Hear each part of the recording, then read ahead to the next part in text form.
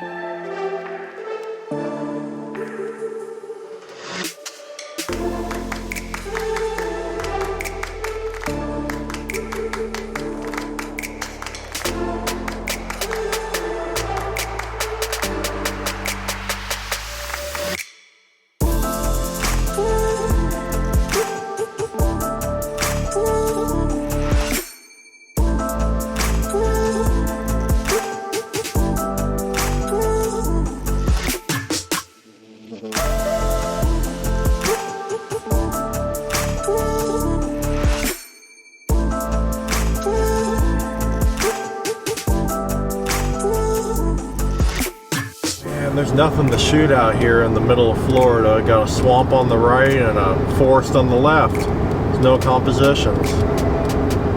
Guess that means we keep driving.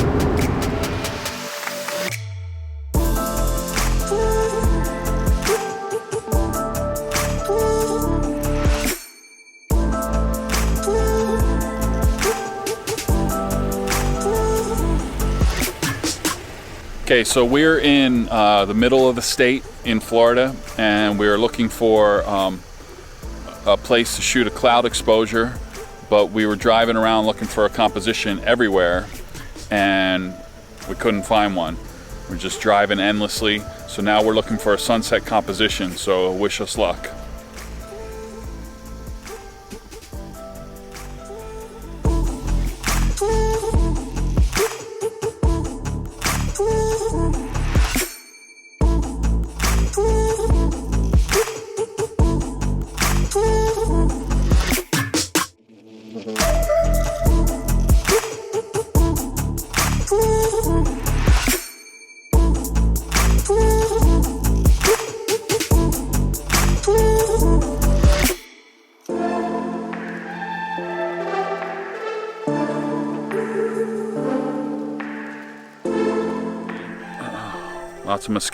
Lots of mosquitoes.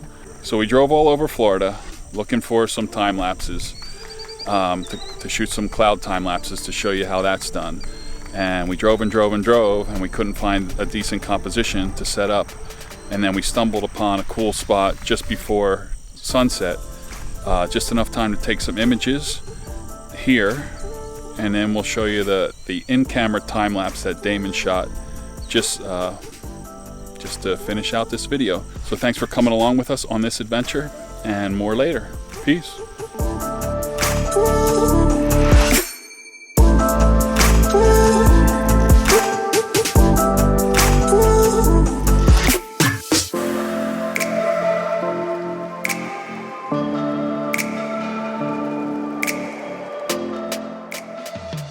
We just shot some sunset, as you just saw. Pretty nice shot. Damon's last time lapse. These are the settings.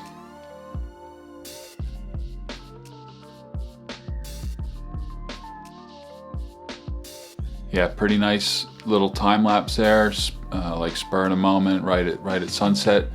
So I figured I'd continue this video by the next day shooting cloud time lapses and talking you through how to do that. Except today was fogged in all day, and as you can see here, no definition in the sky whatsoever, just a big white fog blob, and you need definition to shoot cloud time lapses. So what we want to accomplish is something like this.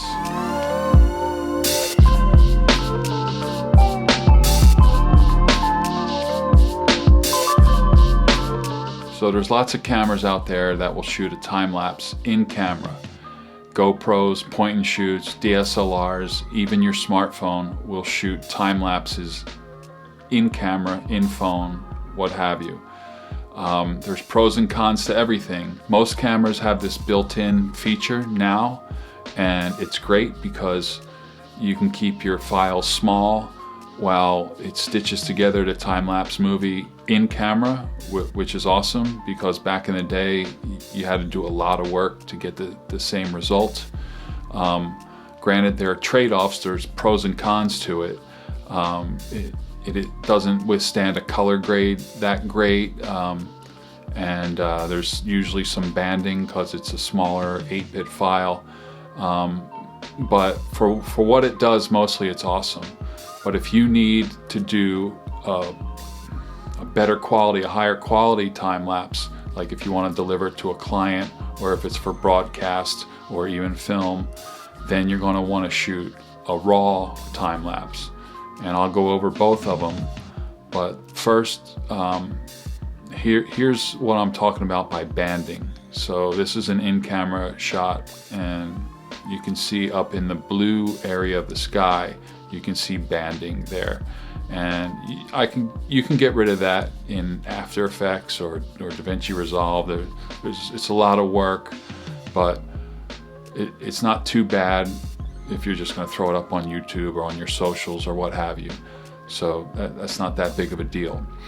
Now, this one is a raw time lapse of a shelf cloud moving in, and there's no banding. It's just awesome. You have a lot of latitude in the type of edits that you can do.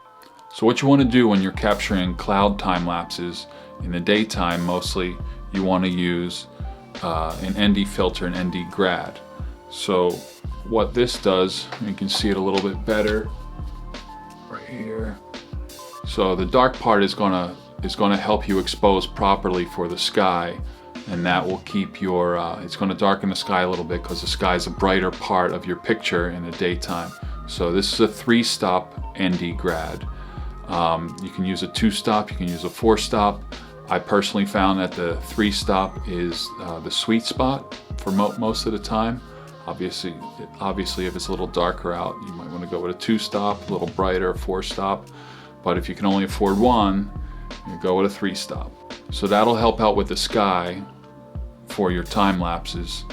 When you use the built-in time-lapse feature within your camera, sometimes you can set the interval in between shots and sometimes you can't. Like, I don't think on an iPhone you can, but obviously on your DSLR you're able to shoot the interval or choose the interval between. For clouds, I like to choose 2 seconds between. I figure that's a pretty good sweet spot, but some people go 3 seconds, some go 4 seconds. It just depends. Like 2 to 4 seconds, you're fairly safe when you capture clouds. Obviously you'll go longer if you were like doing a time lapse of a building being built. You might only take maybe one shot an hour for a few days on end. Or if you're going to do people at like a subway or something. So there's different situations for different interval lengths. But for clouds, I've come to find that 2 seconds is the sweet spot, 2 to 4 seconds in between shots. That's usually where you'll get the best results. 2 to 4 seconds, that's your interval length, whether you're doing it in camera or whether you're doing it a raw time lapse. Now I like to shoot raw time lapses whenever possible because it gives me way more latitude in the post-production. So when I bring it in the Lightroom or Photoshop or After Effects or whatever program I'm going to use, I have more latitude to work with everything, from the size, and maybe if my horizon was crooked a little bit, I can straighten it. I have plenty of room to move, and the footage can hold up to a pretty good color grade because they're all individual raw files, and so it's going to be a 14-bit image as opposed to an 8-bit. So you got way more latitude. So if you need to deliver a really good time lapse to a client, or if you're going out to broadcast, or if it's for film, or if you just really want to knock it out of the park, shoot a raw time lapse and do it that way.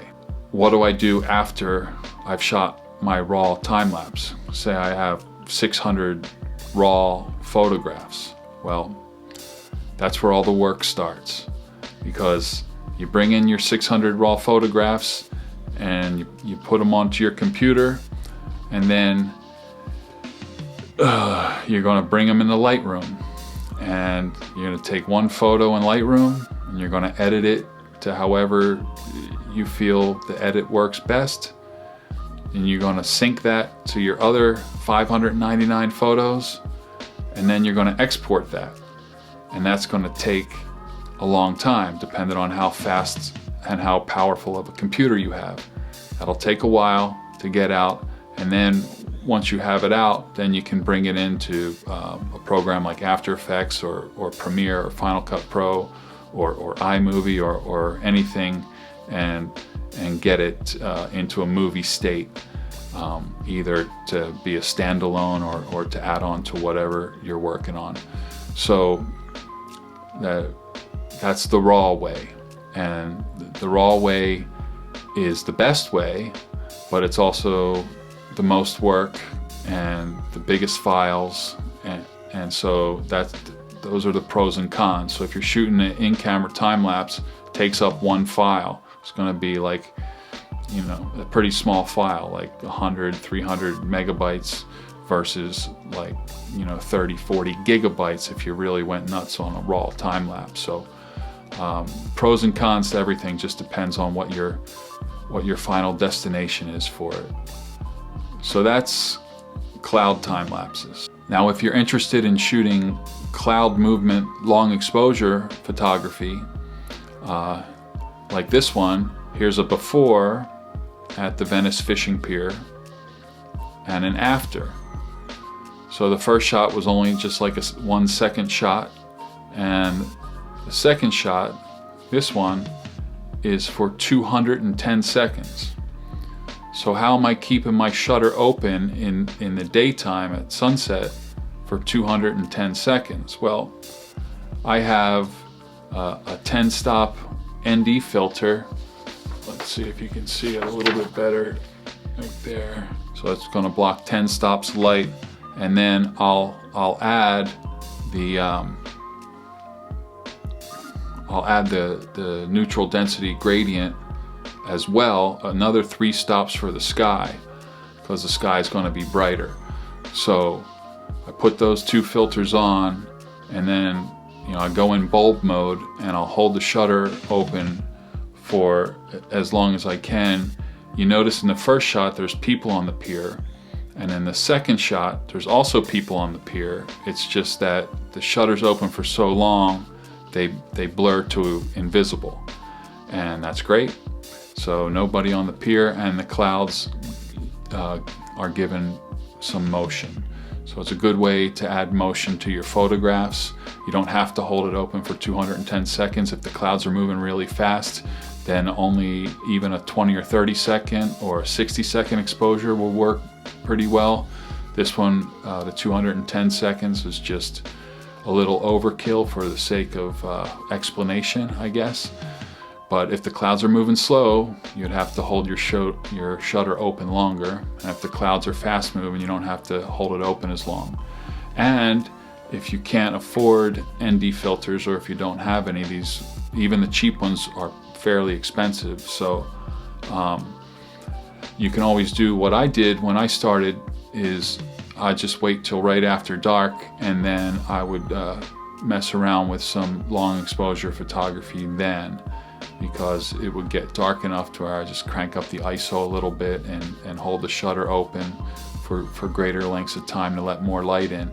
So that was how I introduced myself to long exposures. So yeah, so don't get discouraged if you can't afford an ND filter yet.